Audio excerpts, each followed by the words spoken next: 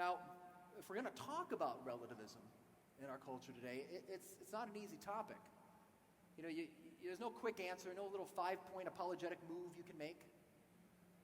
But one thing I think it's important to keep in mind when we're talking to others about morality is that many people who hold to moral relativism might be holding to it not out of intellectual ideas that they may have, but more out of something personal going on in their lives. Do you remember Cardinal Ratzinger had said, we have a dictatorship of relativism today, and this dictatorship is simply serving who? One's own ego and one's own desires.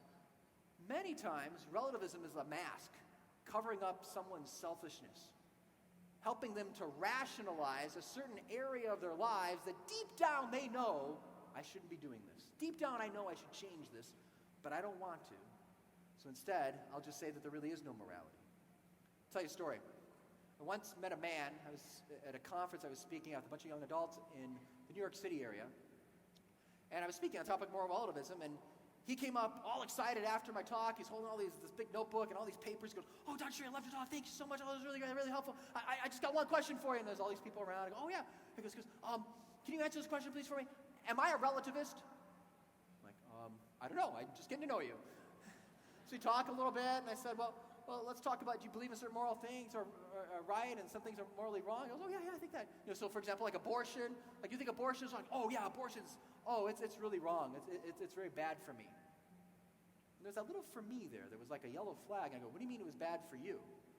He said, "Well, it's wrong for me. I would never be involved in abortion, but for someone else, if they think it's okay, I guess that's their truth. So for them, abortion would be okay." "Yeah, you're a relativist." Yeah. And so we kept talking about, "But it's a child. It's really a child. Don't you believe it's really?" "Well, for me, it's a child." "Well, no, it's a child." So as I'm having this conversation, more and more people are coming around. It's starting to get heated. And so finally I said, "So are you a Catholic?" And he goes, "Yeah, I'm a Catholic. And I go to Mass all the time." "All right, do you believe in the Mass? Do you believe in the Eucharist?" "Oh, I go to adoration sometimes." "All right, great. You believe Jesus is present in the Eucharist. So if there was some crazy atheist that came into the chapel here and desecrated the Blessed Sacrament, you would think that was an evil. Oh, that would be horrible for me." And there was that "for me" again. "So what do you mean for you?" "Well, if the atheist doesn't believe it's the Eucharist, I guess for them it's not bad." I go, "What are you talking about?" And so now things are really getting heated. And finally there's this big window where you can look over the river and you can see southern Manhattan. I point out the window and I say, "Do you see southern Manhattan there?" "Oh, yeah. Do you see that? Just before 9/11 there were 2 towers there. But on 9/11, terrorists came and hit 2 planes into those towers, and thousands of people died. Do you mean you would say that was only wrong for you?" Do you mean you could look the little children in the eye who lost their mommy and daddy that day and tell them what those terrorists did was not evil, was not bad, because for them they thought it was good? Could you really do that?" And he goes, "Oh man, this is really personal. I lost a friend on 9/11 in there, and I really don't like what happened. I think it's wrong, but I guess I'd have to say for them, what they did, it was okay for them." At this point, I'm thinking, I need plan B. This is not working. And so I said, "You know what? I don't think there's anything more I could really say to you. The only thing that's come up in this conversation is that you've told me that you're a Catholic and you believe in the Eucharist. And the chapel's right there. I just want to invite you to go into the chapel, and I'll go in and pray with you for a little bit. And if you really believe Jesus is there, ask our Lord about this question of relativism. Ask him to reveal to you the truth."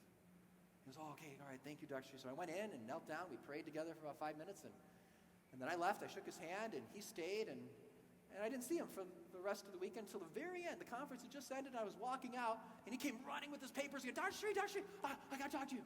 "You know what?" He goes, "I just want to thank you so much for talking to me last night. I've really been thinking about what you said, and I stayed in that chapel for a couple hours, and I wrote all these things, but I just got to tell you, I'm not really a relativist.